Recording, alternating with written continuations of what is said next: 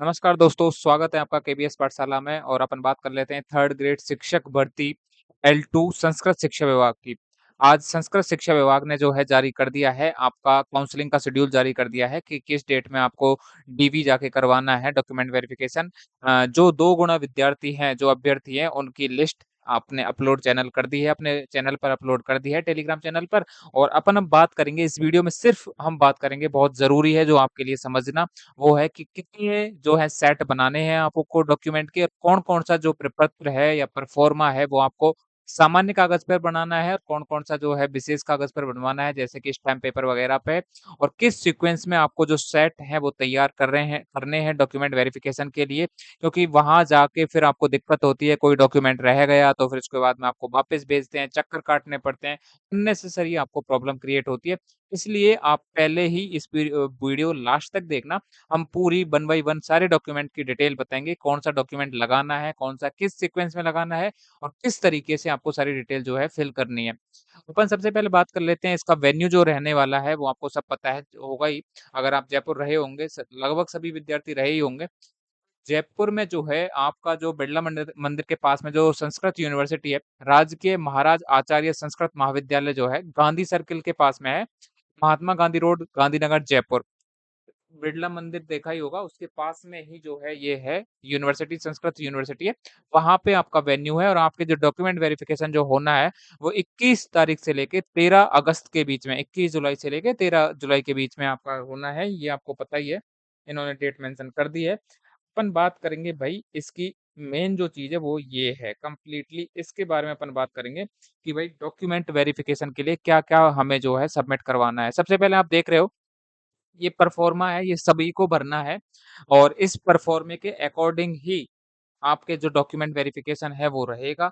इस परफ़ॉर्मे को सबसे ऊपर ब लगाना पड़ेगा, इस परफ़ॉर्मा को, इस प्रपत्र को, और इसमें आपको लिखना पड़ेगा, जैसे कि आपको पता ही है कि हाँ भई आपने जो साक्ष्य लगाया है, हाँ या ना, और कितने पेज पर उसको लगाया है, क्योंकि उसपे पेज नंबर भी आपको डालने पड़ेंगे कि भई ये पेज नंबर 1, 2, 3, 4, जैसे-जैसे आपको डॉक्यूमेंट सबमिट करोगे, वैसे-वैसे आपके डॉक्यूमेंट की कॉपी लगाओगे, वैसे-वैसे आप पेज नंबर आपको डालने पड़ेंगे पेन से अपने हाथ से, ठीक है? तो अपन देख लेते हैं, सबसे पहले इसमें आपका सब्जेक्ट आ जाएगा भाई, इसमें ऑनलाइन आवेदन का नंबर यानी कि एप्लीकेशन नंबर आपका आ जाएगा, यहाँ पर आपका रोल नंबर आ जाएगा, यहाँ पर आपका नाम आ जाएगा, यहाँ पर फादर नेम आ जाएगा और ये जन्म दिनांक आ जाएगी, आपका क वर्ग आ जाएगा और उपवर्ग अगर कुछ है तो वो आ जाएगा, जैसे नॉन क्रीमी, क्रीमी लेयर वगैरह जो भी है अगर है तो। हम बात कर लेते हैं, सबसे पहले आपका लगेगा भाई पात्रता जाँच पत्र, ठीक है?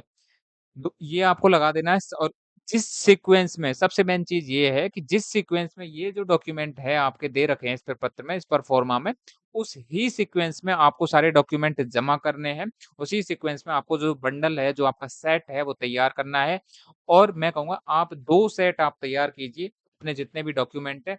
इस इस सीक्वेंस में ही, जैसे कि सबसे पहले आपने पात्रता जाँच प्रपत्र लगाना है, दूसरे नंबर पे आपका जो एक स्क्रूटनी फॉर्म जो भरा था आपने विद अटेस्टेशन फॉर्म, उसको लगाना है और तीसरे जिस-जिस सीक्वेंस में, जैसे 2 नंबर पे ये है, तीसरे नंबर पे आपका एप्लीकेशन फॉर्म है यानी कि आवेदन पत्र आपको लगाना है, चौथे नंबर पे नमूना हस्ताक्षर प्रारूप जो था, आपने नमूना हस्ताक्षर प्रारूप जो लगाया था, वो लगाना है आपको।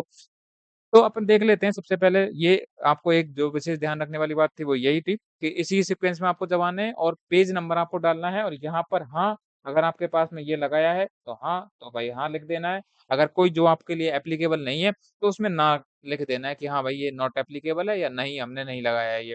पेज संख्या उसी हिसाब से लिख देनी है और जो नहीं है, किसी के लिए एप्लीकेबल नहीं है तो उसमें ना लिख के और उसमें डैश कर देना है इसमें। ठीक है? इसमें पेज संख्या नहीं रहेगी तो इसको डैश कर देना है। इस तरीके से आपको भरना है। तो अपन देख लेते हैं भाई, पहले नंबर पर पात्रता जाँच प्रपत्र आपको लगाना है और दूसरे नंबर पर अपन देख लेते हैं भाई, स्क्रूटनी फॉर्म आपको लगाना है कि scrutiny form with attestation form, ठीक है? तीसरे नंबर पर अपन देख लेते हैं, आवेदन पत्र आपको लगाना है। चौथे नंबर पे जो है नमूना हस्ताक्षर प्रारूप, नमूना हस्ताक्षर प्रारूप जो आपका है उसको लगाना है। 5वें नंबर पर जो है आपका, अगर आपने संस्कृत स्कूल से कंप्लीटली जो आपने 10th 12th करी करी है तो आपकी प्रवेशिका आपको बोलते हैं संस्कृत विभाग वाले जो हैं इसको। अदरवाइज़ जो नॉर्मल जिसने बोर्ड से करी है तो वो जो रहेगा आपका 10th की मार्कशीट इसमें लगनी है। 10th की मार्कशीट लगाओगे यानी कि प्रवेशिका और सीनियर सेकेंडरी अगर आप लगाओ, और भाई दोनों चीज़ लगानी है। मार्कशीट लगेगी, उसके बाद में आपका क्या लगेगा? उसका जो सर्टिफ़िकेट है 10th का, मार्कशीट के साथ में सबसे पहले मार्कशीट, उसके बाद में उसका सर्टिफ़िकेट लगेगा। फिर उसके बाद में सीनियर सेकेंडरी यानी कि वरिष्ठ उपाध्याय, उसकी मार्कशीट, फिर उसके बाद में आपका लगेगा उसका ही सर्टिफ़िकेट, ठीक है? 10th मार्कशीट, फिर सर्टिफ़िकेट, 12th की मार्कशीट, फिर सर्टिफ़िकेट, उसके बाद में अपन बात कर लेते हैं किसकी? स्नातक यानी कि ग्रेजुएशन वाली आपकी मार्कशीट लगेगी, फिर मार्कशीट के बाद में आपकी डिग्री लगेगी। भाई ग्रेजुएशन में क्या लगेगा? आपकी मार्कशीट लगेगी, उसके बाद डिग्री लगेगी। ऐसे ही फिर बीएड की आपके पास मार्कशीट लगेगी, फिर उसके बाद में डिग्री लगेगी। अगर किसी ने अगर किसी ने क्या कर रखी है स्नातकोत्तर यानी कि आपने मास्टर्स कर रखी है, तो उसकी फिर डिग्री वो लगेगी मार्कशीट, उसके बाद में फिर उसकी डिग्री लगानी है आपको। इसके अलावा अगर कोई आपके पास में और शैक्षणिक कोई क्वालिफ़िकेशन आपने जो फॉर्म में आपने मेंशन करी है, तो वो आप इसमें लगा सकते हो। फिर इसके बाद अपन देखेंगे यहाँ तक तो ये लग चुके हैं 15 नंबर तक। 16वें नंबर पर जो है शिक्षा शास्त्री, बीएड या समकक्ष अध्ययन संस्थान से जो है संबंधित सत्र का राष्ट्रीय अध्यापक शिक्षा परिषद के द्वारा जारी मान्यता संबंधी कोई दस्तावेज जो जारी करती है यूनिवर्सिटी, वो आपको लगाना है आपका। 17वें नंबर पे इसके बाद में जो लगाना है, वो लगाना है आपको रीट का सर्टिफ़िकेट जो भी आपके पास है 2022 का है तो 2022 का लगाइए, 2025 वाला है तो 2025 वाला लगाइए। उसके बाद में जो है सर्टिफ़िकेट के बाद में आप बात करोगे मूल निवास प्रमाण पत्र लगाना है आपको, जाति प्रमाण पत्र लगाना है आपको, विवाह पंजीयन प्रमाण पत्र जिनकी शादी हो चुकी है वो ये लगा देंगे, जिनकी नहीं हुई है, इसके केस में जो है आप सीधा जिनकी नहीं हुई है वो ना लिखेंगे या नहीं लिख देंगे और यहाँ पर जो है डैश कर देंगे। 21वें नंबर का जो डॉक्यूमेंट लगेगा आपका वो रहेगा विशेष योग्यजन होने की स्थिति में प्रमाण पत्र लगाना है। अगर नहीं है तो वो नहीं लिखा जाएगा और उसमें पीछे वाले में पेज की जगह पे आपको डैश कर देना है। विधवा होने की स्थिति में आपके पति के मृत्यु प्रमाण पत्र की प्रमाणित प्रति आपको लगानी है यानी कि अटेस्टेड कॉपी आपको लगानी है। यहाँ पर जो कैंडिडेट जो है विडो है उनको अपने हस्बैंड की जो है मृत्यु प्रमाण पत्र की कॉपी यहाँ पे लगानी है और आपको अटेस्टेड कॉपी लगानी है इसमें और जिनको लिए एप्लीकेबल नहीं है वो नहीं लिख देंगे और अपना डैश कर देंगे इसमें। तलाकशुदा या फिर ये तलाकशुदा वालों के लिए है जिन पे एप्लीकेबल होता है तो वो उनको डिग्री की प्रमाणित प्रति लगानी है अटेस्टेड और उनके यहाँ पे संबंधित जो है पेज संख्या और हाँ, जो भी है वो लिख देना है आपको। भूतपूर्व सैनिक होने की हेतु जो है पेंशन डायरी, पीपीओ व दोहरा लाभ नहीं लेने का आपको भाई जो एक्स सर्विसमैन हैं, उनको वो कहेंगे कि भाई हमें दोहरा लाभ नहीं ले रहे हैं, इसका शपथ प्रमाण पत्र आपको लगाना पड़ेगा, बढ़वा के आपको शपथ प्रमाण पत्र देना पड़ेगा कि हम जो है डबल इसका लाभ नहीं लेंगे प्रॉफिट। उसके बाद अपन देख लेते हैं भाई ये ज़रूर ले जाना अंतिम संस्था से जो है जो चरित्र प्रमाण पत्र जो जारी होता है, लास्ट आपने जहाँ से भी कॉलेज किया है, जो एजुकेशन ली है, वहाँ से ये ज़रूर लेके जाना आपका सर्टिफ़िकेट जो है चरित्र प्रमाण पत्र। 20वें नंबर पे अपन देख लेते हैं 2 राजपत्रित अधिकारियों से, ये ले जाना है, उसके अलावा 2 और चरित्र प्रमाण पत्र ले जाने हैं गज़ेटेड ऑफ़िसर से साइन करवा के और जो कि आपके भाई 6 महीने से पुराने नहीं होने चाहिए। अगर आपने उस टाइम पे जो है कैरेक्टर सर्टिफ़िकेट बनवाए तो थे ही जो अपलोड करने के लिए जो आपका स्क्रूटनी फॉर्म भरा गया था। तो अगर उसको 6 महीने से पुराना नहीं हुआ है, तो वो ही चल जाएँगे, इसमें कोई डाउट वाली बात नहीं है। विवाह संबंधी शपथ पत्र भी आपको देना है विवाहित होने की स्थिति में और ये सारी चीज़ें पत्र जो है 2 वो डॉक्यूमेंट इसके साथ में अटैच किया है, उसी फॉर्मे में आपको ये भर के देना है और ये शायद आपने विवाह संबंधी शपथ पत्र ये हो सकता है उस टाइम पे भी बनवाया होगा आपने जो आपका स्क्रूटनी फॉर्म जब आपने भरा था, तो वो आप लगा सकते हो यहाँ पे। दहेज संबंधी शपथ पत्र है विवाहित हेतु, प्रपत्र संख्या 3 है, दहेज संबंधी भई विवाहित है उसके लिए प्रपत्र संख्या 3 भरना है, विधवा के लिए प्रपत्र संख्या 4 है। ये विशेष ध्यान देने वाली बात है कि जो कैंडिडेट विवाहित है उनको भी ये देना है भई। ऐसा नहीं है कि आप नहीं दोगे, आपको भी ये भरना है। आपके लिए प्रोफ़ार्मा जो है वो प्रपत्र संख्या 3 है, विधवाओं के लिए जो है प्रपत्र संख्या 4 भरना है। परित्यक्ता हेतु जो है 5 नंबर का प्रोफ़ार्मा दे रखा है और अविवाहित होने व दहेज न लिए जाने के संबंध में जो है ये है। सबके लिए जो है अलग-अलग प्रोफ़ार्मा दे रखा है, इन्होंने मेंशन कर रखा है। रेस्पेक्टिव प्रोफ़ार्मा ही आपको भरना है, ऐसा नहीं कि भई अविवाहित और जो प्रोफ़ार्मा 3 में जो दे रखा है उसको आप ले जाओ। नहीं भाई, आपके लिए 6 है, जो अपने परित्यक्ता है उनके लिए 5 है, विधवा वालों के लिए ये 4 नंबर है और जो विवाहित है उनके लिए प्रपत्र संख्या 3 जो है एप्लीकेबल रहेगा, इसके फ़ॉर्मेट में ही आपको भर के ये देना है। 30 नंबर का जो डॉक्यूमेंट लगाना है तो वो है अपना संतान संबंधी घोषणा पत्र आपको देना है। सामान्य कागज़ पर ही ये घोषणा पत्र देना है आपको कोई भी कोई नॉन जुडिशियल स्टाम्प पेपर पे ये नहीं देना है आपको।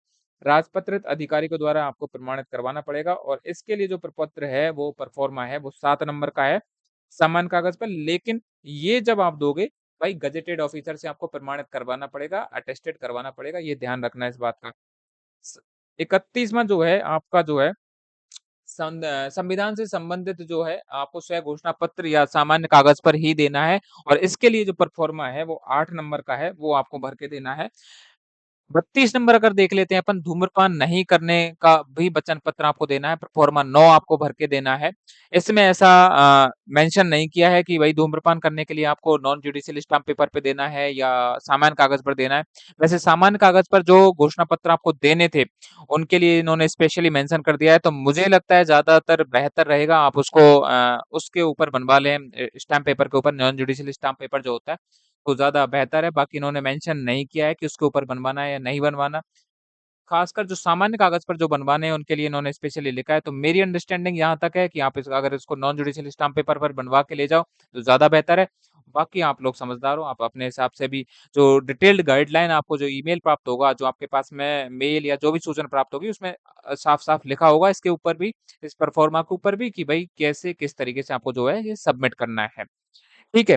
नेक्स्ट अपन देख लेते हैं विधवा परित्यक्ता अन्य अभ्यर्थियों के द्वारा पुनर्विवाह किए जाने या नहीं किए जाने के संबंध में आपको स्वयं घोषणा पत्र भाई घोषणा पत्र आपको घोषणा करनी पड़ेगी कि भाई आपका पुनर्विवाह हो चुका है या नहीं हुआ है या आप करोगे या नहीं करोगे। उसके संबंध में ये इन्होंने एक परफॉर्मा डाला है, परफॉर्मा नंबर 10 उसको आपको भर के देना है। हम बात कर लेते हैं गैर अनुसूचित क्षेत्र या अनुसूचित क्षेत्र का चयन संबंधी आपको 11वें नंबर का प्रोफ़ार्मा है, वो भर के देना पड़ेगा कि भाई आपको कि आप वहाँ मतलब प्रेफ़रेंस देनी पड़ेगी कि आप गैर अनुसूचित क्षेत्र में जॉब करने करोगे या फिर आप नॉन शेड्यूल्ड एरिया है, उसमें आप करोगे या शेड्यूल्ड एरिया में टीएसपी या नॉन टीएसपी आपको ये भर के देना पड़ेगा। फ़ॉर्मा नंबर 11 है, वो आपको भर के देना पड़ेगा।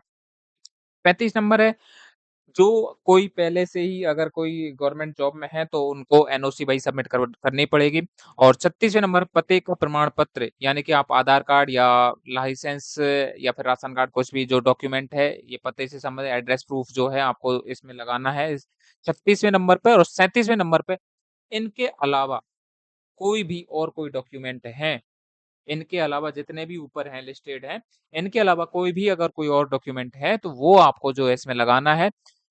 मैं कहूँगा फिर एक बार मैं बात कहूँगा कि भाई जिस जिस सीक्वेंस में ये परफ़ॉर्मा दे रखा है, उस ही सीक्वेंस में आपको 2 सेट बनाने हैं।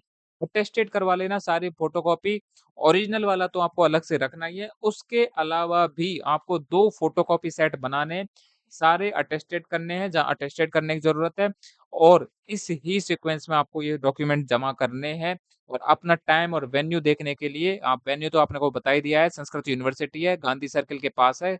जयपुर में और बिड़ला मंदिर के पास है और मैं अगर एग्ज़ैक्ट लोकेशन दूँ इसकी तो बाकी सीक्वेंस में यही इसी सीक्वेंस में रखना है और आपकी जो डेट है, आपके रोल नंबर वाइज़ और डिटेल वाइज़ जो ड ड डाल दी है नेम वाइज़, वो अपने टेलीग्राम चैनल पे अपन ने डाल दी है। उसकी लिंक वीडियो के डिस्क्रिप्शन में अपन डाल देंगे। किसी भी प्रकार का अगर कोई और भी डाउट है, तो आप कमेंट करके ज़रूर बताएँ। आपका डाउट है वो आपको टाइम रहते समय रहते आपको क्लियर कर दिया जाएगा। थैंक यू दोस्तों और मैं लास्ट में यही कहूँगा वीडियो को प्लीज़ लाइक ज़रूर कीजिए और चैनल को यार आपसे छोटा-सा रिक्वेस्ट है प्लीज़ चैनल को सब्सक्राइब ज़रूर कीजिए। अपने दोस्तों को भी वीडियो को शेयर कीजिए। थैंक यू दोस्तों, धन्यवाद।